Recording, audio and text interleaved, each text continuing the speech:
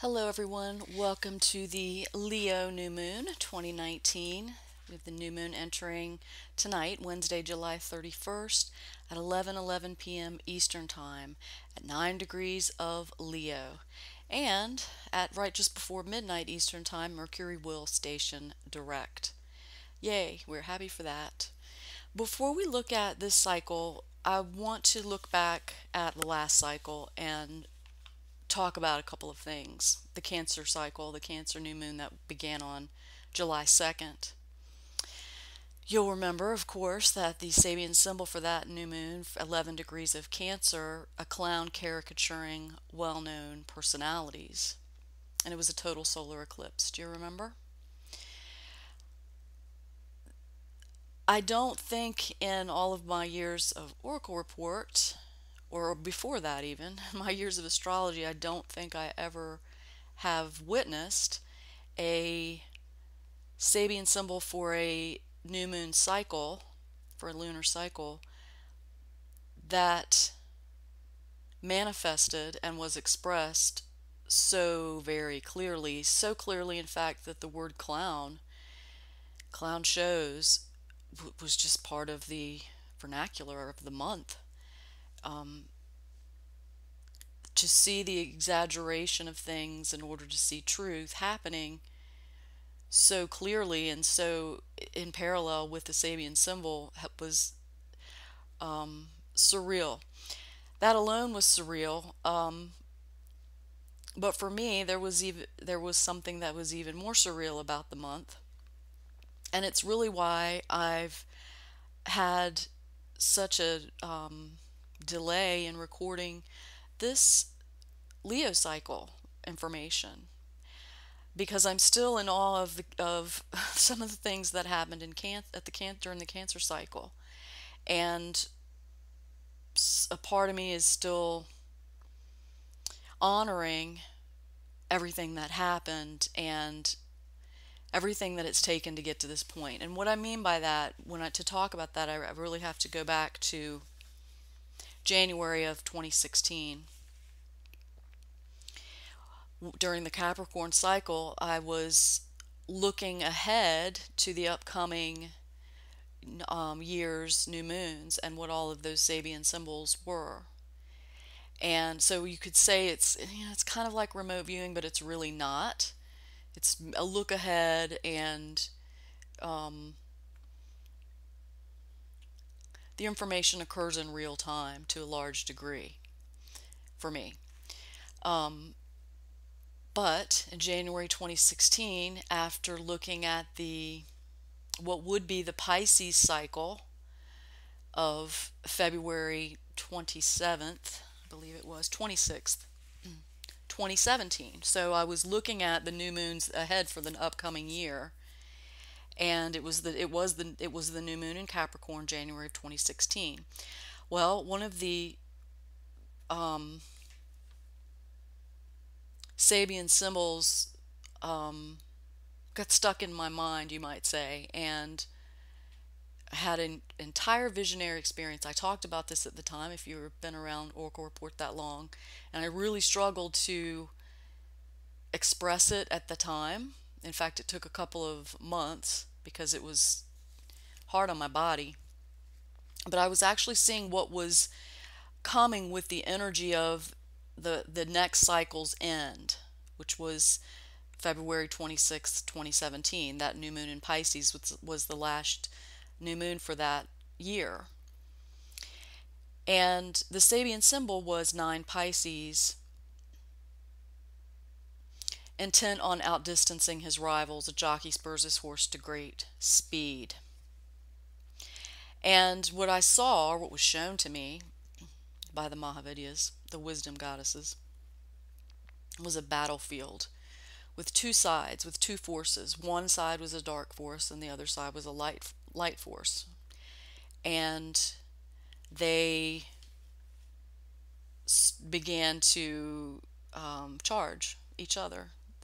In a confrontation, and in this clash, light overtook the dark and took the battlefield. It was very much of a battle scene. It was imagery like this.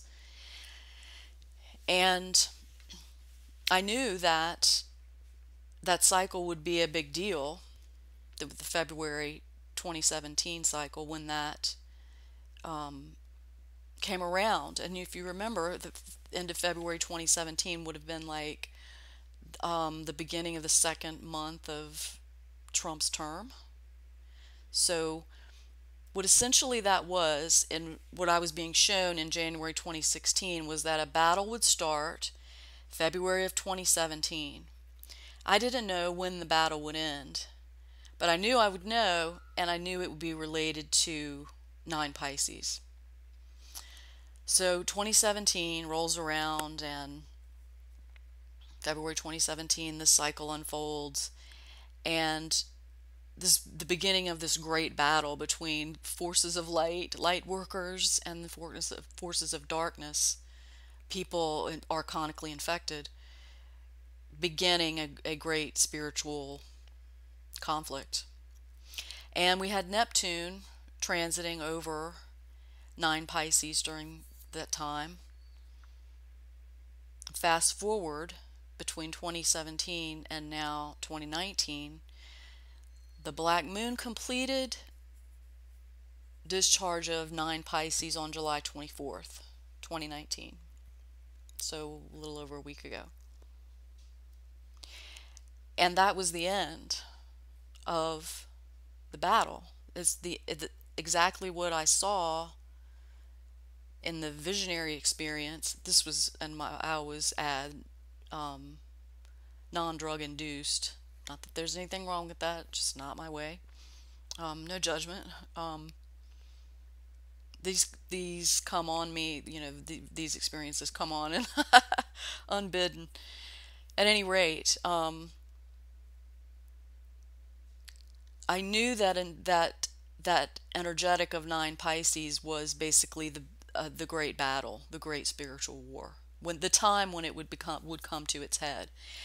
And it ended on July 24th, so to speak, in that the light overtook the dark, just like in the vision, because that's what happened this month during the Cancer cycle. You remember at the beginning of the cycle, I talked about how we were now moving into another turn on the medicine wheel from where we started the new astrological year in Aries in April. We went a quarter turn. We moved actually to the south on the medicine wheel. And every time we shift on the medicine wheel at the cardinal cycles: Aries, Cancer, Libra, Capricorn. And this is always when we have big shifts happening in the world. And this is the way it's been. So this tells us a couple of things. We know that we have 2 more cycles where we're going to have big shifts, but we also know that now the 100th monkey has awakened. So the light overtaking the dark is really about the 100th monkey syndrome. It's about a critical mass. It's about reaching a crescendo where there was more light. And when that happens, spiritual forces flood in, because we've done our work of holding the line, as I've been calling it all these years, just holding space, trailblazing a lot of the things that are coming out now about the human trafficking. We've been talking about this, and I've been sharing my experiences working in anti-trafficking efforts for several years. And so you all knowing about that for, longer than just people who are kind of learning about it now, who might have heard about it peripherally, now actually being able to actually take that on into consciousness and actually cope and process and deal with what all that means. That's what we've been doing for years. And so it only happened now because of our efforts until now. And a large part of this also is Saturn discharging the Sabian symbol of the Union Jack flies over a new British warship, and not least of which is Pluto discharging the general accepting defeat gracefully. That Pluto toggling over that degree back and forth, with Saturn toggling back and forth, they've both been there in Capricorn. is what is making the archonic systems fall. Now, with that, we can infer that we know astrology is a program of sorts. We know that archons and their minions have hijacked it to use ritualistically and to control population and behavior. But we also know that spirit can hack that system, can hack that code, can hack that program. That's what's happened. Now, spirit takes over, and that is really the theme for this Leo cycle, because the Sabian symbol is glass blowers shape beautiful vases with their controlled breathing. This is about spirit, inspiration, the inhalation of spirit, and the controlled breathing of that inspiration by that divine breath, and what we co-create with that. Because even though we have tipped the scales now and everything will be coming out to dissolve and collapse and cause archonic control systems to lose cohesion, it will be in a controlled way. It doesn't mean that everything is great now and we're not going to, everything will be fine. We're not going to have anything to worry about. We don't have anything to worry about, but it's not going to be just like this gentle takeover, okay? Because our archonic influences backed into a corner act out, and we could easily see a world war by January, as I've talked about with the Saturn-Pluto conjunction, or they would try to get that going. None of their plans will work as they intend because they've lost, and now they will act out even more. So in a reality, it's really kind of a time to be more vigilant, but it's also time to breathe a sigh of relief and to honor, as I said, to honor what it has taken to get here and what it has cost us and who we have lost, who helped us get to this point that didn't make it to see today. It's very much on my mind, and so I suppose I don't sound like my normal self, because I'm really in awe. I'm just humbled and grateful that a higher power is taking control and acting through us and is able to more readily. So that we can build second renaissance, so that we build the bridge to the next thing, whatever that may be. And so as much as I'm saying, oh, the light has won, that all has to manifest out in time. But it does enable us to trust and to take a step back, take a breath with controlled breathing, and connecting with our higher selves. That's what we're doing this month, because at the higher level, all of those higher selves are working for the same thing, for freedom, for the cage door to be open, and we all leave. We leave the control.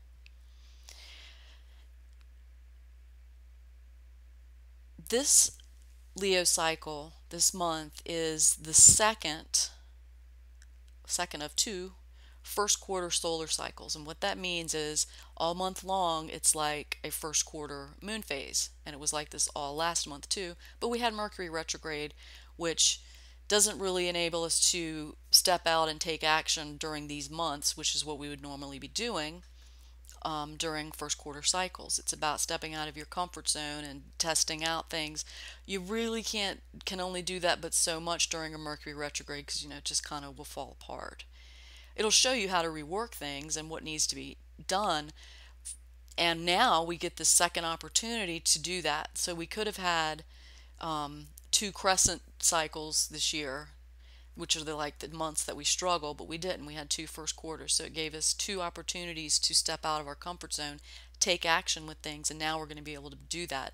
Now the Mercury is stationing direct. The new moon comes in on 12 read in the Sulcan. 12 read. This is about doing the right thing in order to renew things, to rebuild. Read energy always wants people to take responsibility and do the right thing, and take on their fair share. Now, the new moon is in a close conjunction with Venus, and this means that we have new forms of things. The new moon also is square to Uranus, so that's changes and the new forms of things. And this is Venus related to money, romantic relationships, home,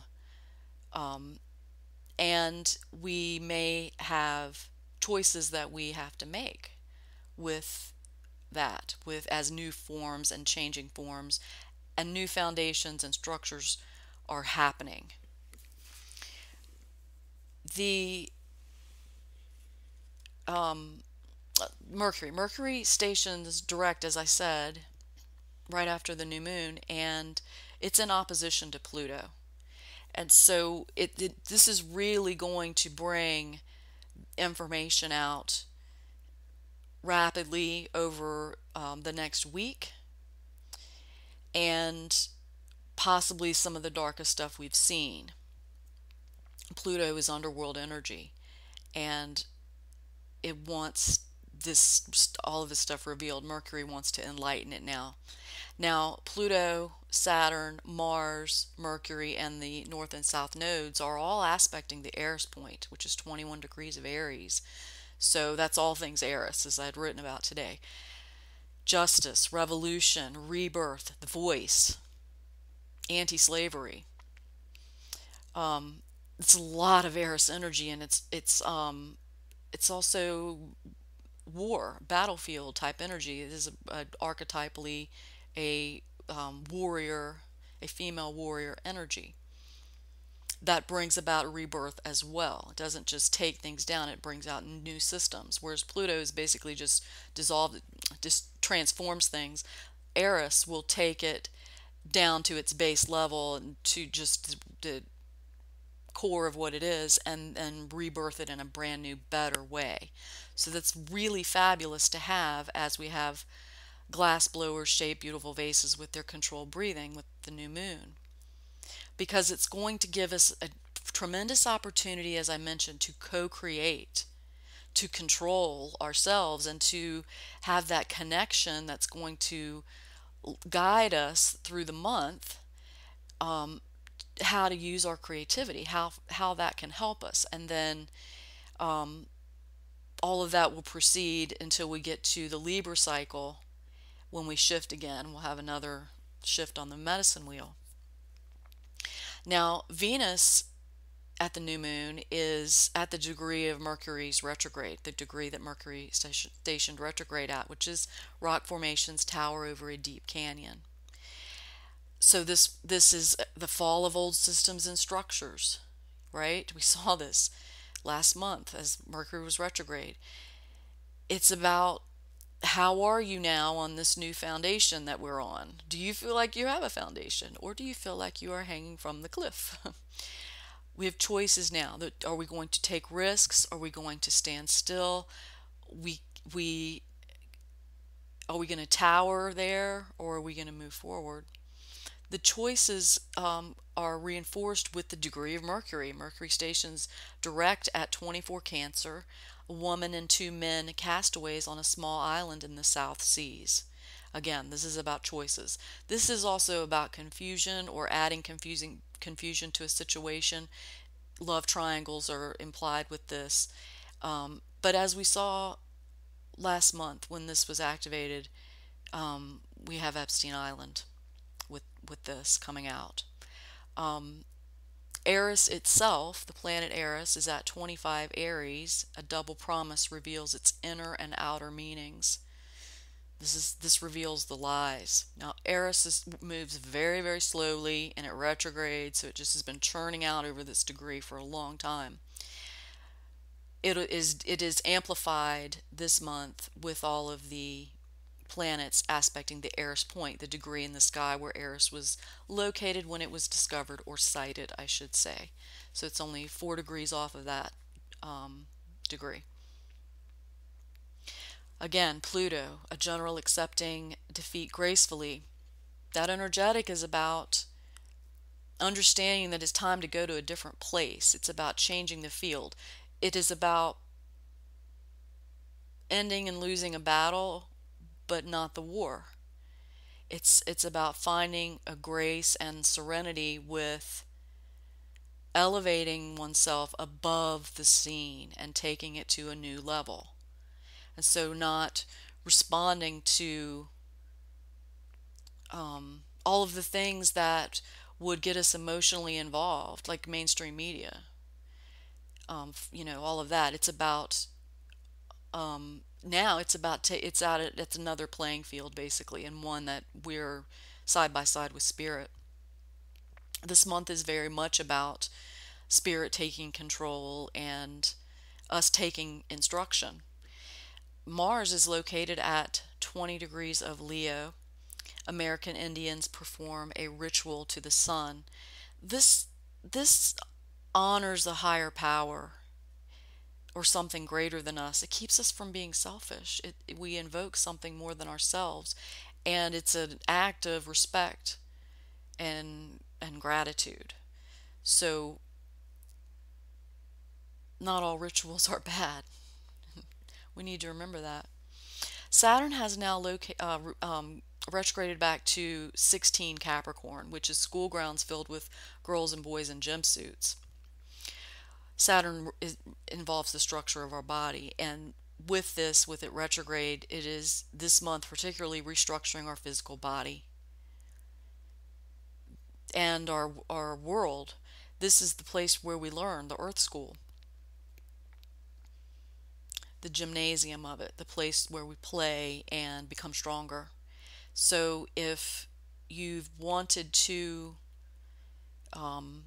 do some healing work with your body, strengthening your body, Saturn is going to go direct, and so that's going to make it easier for this to happen. The Earth is located at 9 Aquarius. A flag is seen turning into an eagle. This is symbolism becoming real. This is just more of us seeing the reality of the energetics of a clown caricaturing well-known personalities. Okay, that was represented something symbolically. Now we are seeing the symbolism of flags, particularly American flags, but lots of them around the world, yes. What they really stand for, being real, becoming real in the world, not just an ideal, but real. It's fabulous. The black moon is now at 10 Pisces and aviator in the clouds, and this means that we're flying with instruments if we're in the clouds. Okay, so we are relying on devices and things that can provide guidance for us. So it's something outside of us, guided, by a higher power, the instruments of a higher power. But it also means that synchronicities are going to be in the air and be very prevalent.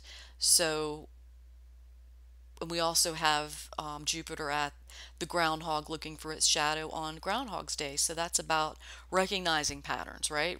Recognizing repeats and synchronicities in order to make a change, in order to do something differently.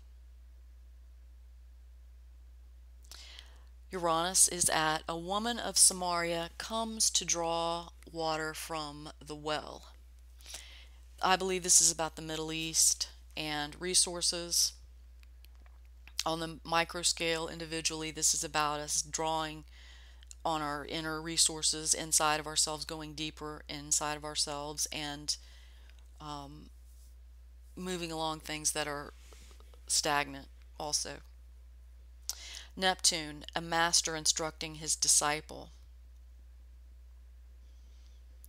This is about spirit taking control and us taking instruction.